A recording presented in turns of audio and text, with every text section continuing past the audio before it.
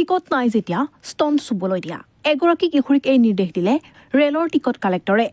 কিশোৰীৰ যাত্ৰী কান্দি কাটি ব্যাকুল হৈ পৰিল যদিও ৰেলৰ টিচিয়ে গুৰুত্বই নিদিলে কিশোৰীগৰাকীয়ে পিন্ধি থকা টপটো দাঙি পাখণ্ড টিচিয়ে স্পৰ্শ কৰিলে তেওঁৰ স্তন ক্ৰন্দৰত কিশোৰীয়ে এইবাৰলৈ ৰেহাই দিয়াৰ বাবে টিচিক অনুৰোধ কৰিছিল কিন্তু জনশূন্য দবাত বালিকাগৰাকীৰ ওপৰত হিংস্ৰ পশুৰ দৰে জঁপিয়াই পৰিল টিচি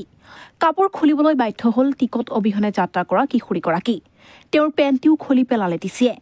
তেওঁ টিকট নকটাৰ শাস্তি হিচাপে কিশোৰীগৰাকীৰ কাপোৰ খুলিবলৈ নিৰ্দেশ দিলে স্তন দেখুৱালেহে ৰেলত যাত্ৰা কৰিবলৈ দিব বুলি ঘোষণা কৰিলে টিচিয়ে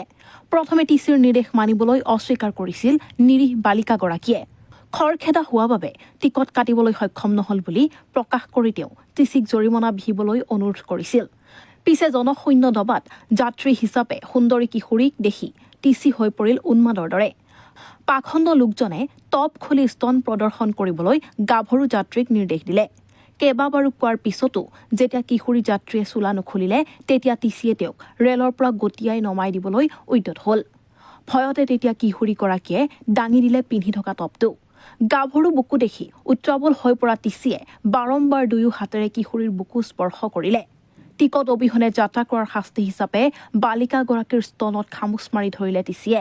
উপায়ন্তৰ হৈ টিচিৰ অত্যাচাৰ সহি থাকিবলৈ বাধ্য হৈ পৰিল সুন্দৰী যাত্ৰী কেমেৰাৰ সন্মুখতেই বহু সময় কিশোৰীৰ স্তন মৰ্দন কৰিলে টিকট কালেক্টৰে তেওঁক থিয় হৈ থাকিবলৈ অত্যাচাৰী পাখণ্ড টিচিয়ে বাধ্য কৰিলে কিন্তু ইমানতে সন্তুষ্ট নহল টিচি এইবাৰ কিশোৰীগৰাকীক কামাতুৰ টিকট কালেক্টৰে স্কাৰ্ট খোলাৰ নিৰ্দেশ দিলে টিকট নথকা কিশোৰীগৰাকীয়ে ৰেলৰ পৰা নমাই দিয়াৰ ভয়ত স্কাৰ্ট খুলি প্ৰথমে দেখুৱাই দিলে পেণ্টি কিন্তু তেতিয়া কামনাত জন্তুৰ দৰে হৈ পৰা টিচিয়ে কিশোৰীগৰাকীক সম্পূৰ্ণ অলংগ কৰি পেলালে